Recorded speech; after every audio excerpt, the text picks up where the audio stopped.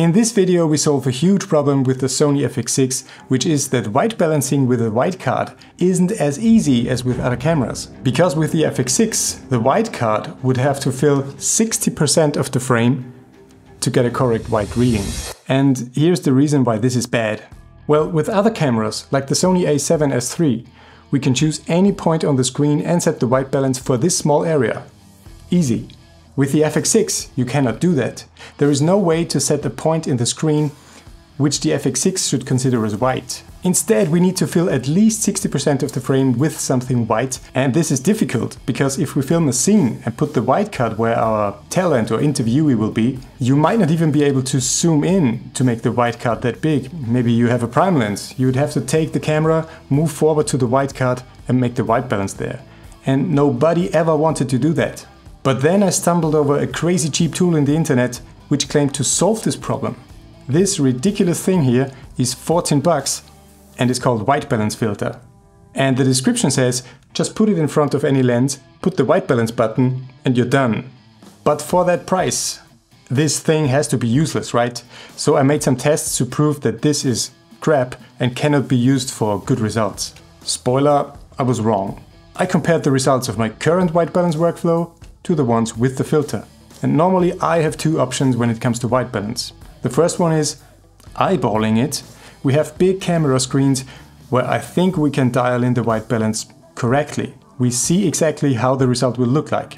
Option 2 is I really take the camera, move forward to the white balance card and make my balance. And I absolutely hate doing this. I always avoid this. And that's why sometimes doing it by eye is an option. And of course the third option is the filter.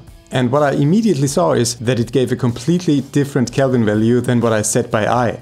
Because the by eye value was 5540 Kelvin and with the filter I got 7260 Kelvin. I think it will be interesting when we compare it to the value I got with the white card. So this is the shot that I white balanced by eye. Is it good? Is it bad? We will see when we have a look at the colors in detail. I use DaVinci Resolve and when we use the picker and hover over the white area, we see that it's much too cold. The blue value is much higher than red and green. So I should never ever rely on my eyes again. The next one is the shot where I use the filter. And as you can immediately see, it's much warmer. But is it correct? The white value is almost perfect.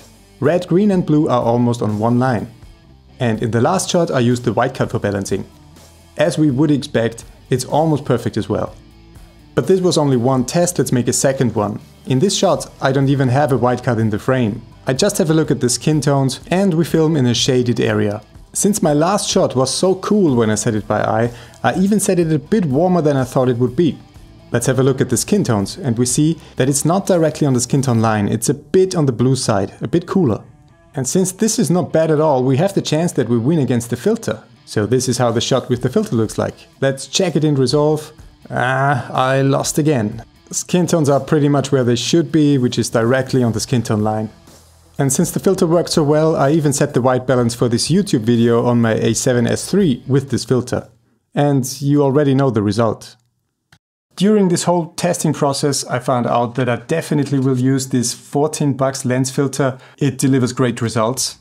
Almost always better than doing it by eye. It's much more convenient than using a white card, especially when you have bigger distances to it. So maybe try it. I put a link in the description to this little thing. And if you want to know about a really cool telescopic tube light I tested last time, maybe watch this video here.